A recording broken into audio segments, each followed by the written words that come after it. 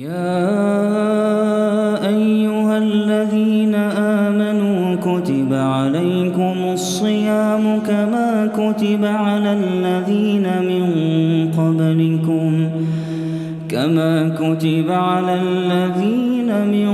قبلكم لعلكم تتقون أياما معدودات فمن كان منكم مريضا أو على سفر فعدة من أيام أخر وعلى الذين يطيقونه فدية طعام مسكين فمن تطوع خيرا فهو خير له وأن تصوموا خير لكم إن كنتم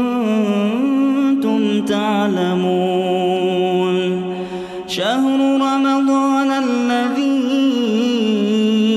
أنزل فيه القرآن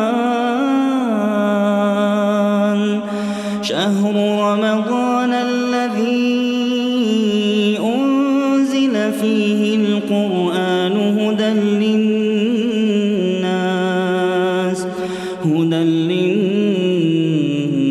وبينات من الهدى والفرقان فمن شهد منكم الشهر فليصمه ومن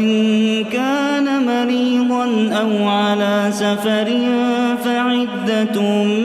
من أيام أخر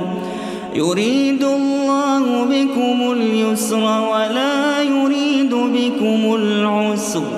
ولتكملوا العدة